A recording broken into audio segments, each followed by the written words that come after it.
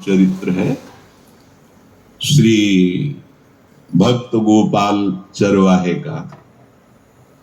पहले ऐसा हुआ करता था कि सबकी गायें जैसे चराए तो सब लोग अन्न आदि जो है उसके घर भिजवा देते थे और गायें छोड़ देते थे। वो ग्वाला ही कहा जाता था।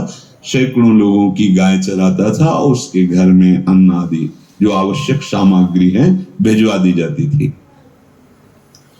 ना तो एक अक्षर वो पढ़ा लिखा था और ना कभी उसने भगवान का नाम या कोई चर्चा सुनी थी। उसके कोई परमार्थ से संबंध ही नहीं था। बस गाय चराते थे, जंगल में रहते थे, पत्नी भोजन पहुंचा देती थी और परिवार चलाने के लिए गांव के लोग दे देते थे अन्न, क्योंकि सबकी गाय चराते थे। ना तो उसको किसी धर्म का ज्ञान था, ना किसी साधना का ज्ञान था। एक दिन देखा जंगल से एक मंडली जा रही संतों के। ओ श्री राम जय राम जय जय राम, श्री राम जय राम, ऐसे कीर्तन। संत जन पहले मंडली बना के चलते थे तो नाम कीर्तन पद कीर्तन ऐसे। उसको बड़ा आनंद आया। उसको लगा कि इतने झूम झूम कर संत जन गा रहे हैं, किसी से बात नहीं की, पकड़ लिया। अब पूरा तो नहीं, बस उतना राम राम राम राम ऐसे करने लगा।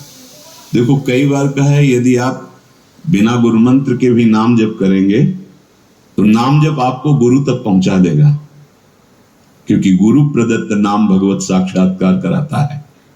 50 वर्ष की अवस्था लगभग हो गई थी। कभी कोई तीर्थ याटन, धर्म कार्य, शास्त्र स्वाध्याय, सत्संग कुछ नहीं। देखो कृपा, विश्वास। अब वो अलौकिक ढंग से नाम में मिठास लगने लगी उसको। तो जोर जोर से कभी कभी नाच पड़ता, चरवाहा गाता, तो और जो लोग थे उसका उपहास करते। अरे नरक में भी ठौर नहीं मिलेगी, जिंदगी में कुछ पुण्य नहीं किया, ये ऐसे लोग बहुत उपहास करने वाले। ऐसे करने से क्या मिलेगा, नाम से कुछ हो जाएगा। उसने कहा हमने तो कभी सोचा ही नहीं कि कुछ होगा, हम तो ऐसे ही गा रहे। पर ये लोग उपहास कर रहे हैं, क्या गलत है क्या ऐसा गाना? जब तक दृढ़ ज्ञान नहीं होता तब तक माया फिसला सकती है। उसने कहा कि हम किसी लाभ के लिए, बैकुंठ जाने के लिए या कोई लाभ के लिए नहीं जपते, हमें तो अच्छा लगा वो गा रहे थे संत जन, तो हम गाने लगे। क्या सही में आप लोग समझते हैं कि ये गलत है? उनका तुम मूर्ख हो, तुम्हारी क्या समझ में आए? और उपहास करते उसका।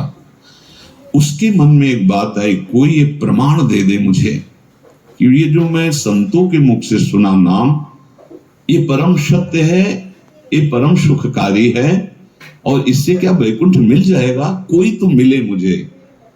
और जब किसी के हृदय में ऐसी आकांक्षा होती है तो वही मिल जाते हैं जो सबके हृदय की जानते हैं।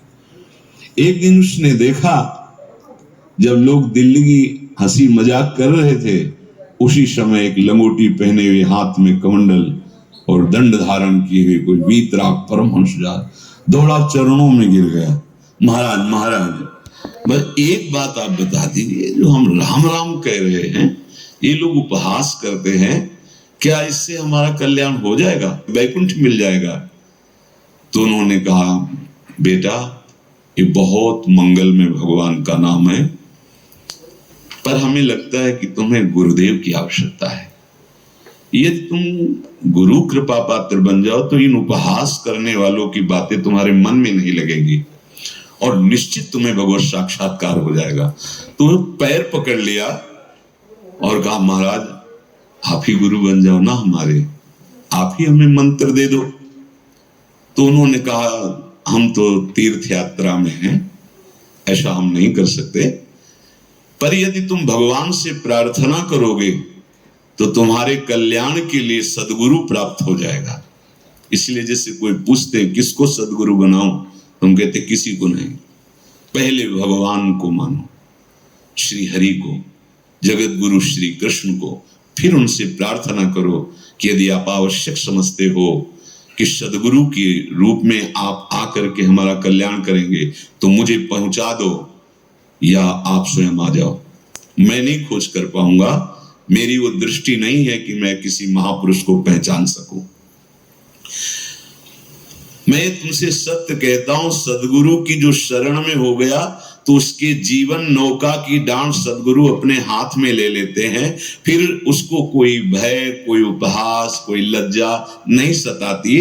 वो सुख पूर्वक इस दुखद अपार संसार समुद्र से पार हो जाता है। पर बेटा, तेरे ऊपर भगवान की बड़ी कृपा है, क्योंकि तू संतों को मानता है। तू मेरी बात पर विश्वास कर ले, अंदर से तू एकांत में रो, तुझे सदगुरु मिल जाएंगे। अब ऐसा कहकर वो अपने राह में चले तीर्थ यात्रा के लिए। अब वो खोजता, एकांत में बैठकर देखता, कभी कभी वो पेड़ पे चढ़ जाता कि कोई संत तो नहीं आ रहे हैं। अब उसके लिए वहां भोजन पहुंच जाता, पाता, गाय देखता और बस खोज करता कि सदगुरु आ जाए, सदगुरु आ जाए। बहुत समय व्यतीत हुआ, पर उसका विश्वास नहीं टूटा कि संत ने कहा था कि तुम भावना करो कि सदगुरु आ जाएंगे। भगवान सदगुरु बन करके आ गए, वही है सदगुरु। देखा सामने से बड़े तेजस्वी महात्मा बड़े तीव्र गति से आ रहे। वो दौड़ा, गुरुदेव गुरुदेव, चरणों में लौट गया। चरणों में जेवी गिरा तो एक बिजली सी दौड़ी उसके हृदय में। अब बात बन गई, गुरु मिल गए। वो खड़े हो गए, देखते ही सात्विक भाव उत्पन्न हो रहा है, आंसू निकलने लगे। देखते ही मन में आया कि जो संत कह रहे थे सदगुरु मिल जाएंगे, यही हमारे सदगुरु हैं। हृदय में उत्साह, आतुर आवाज, प्रभु मुझे भवसागर से पार करने वाला गुरु मंत्र दे दो। ऐसे थोड़ी दीक्षा दी जाती कि गली चलते दी जाए, दूंगा। जा पहले स्नान करके आ, फिर एकांत स्थान में बैठेंगे, फिर तेरे को उपदेश देंगे।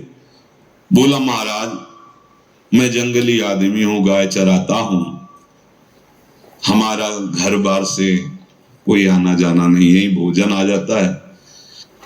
संत ने कहा अच्छा स्नान करो। स्नान करके आए, एक पेड़ के नीचे, भाई मैं तुझे कुछ नियम दूंगा, कुछ शर्त। तो महाराज गंवार आदमी है, ना हम आपका कोई नियम पालन कर पाएंगे, ना कोई व्रत पालन कर पाएंगे, ना कोई साधना कर पाएंगे। आप देख लो हमारी हालत, 50 साल का हूं, पढ़ा लिखा बिल्कुल नहीं, कोई धर्म कर्म नहीं जानता, गाय चराता हूं।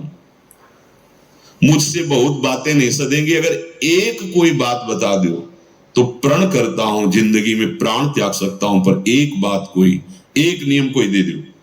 हमें बहुत नियम तो नहीं समझ में आए, एक कोई बात बता दो कि ऐसा कर लेना और मंत्र जपना, तो हम प्राण त्याग सकते, पर आपकी आज्ञा उल्लंघन, पर बहुत हम बातें नहीं मान पाएंगे क्योंकि हमारे इतना ज्ञान नहीं है। गोपाल के वचन सुन करके बहुत प्रसन्न हुए संत भगवान।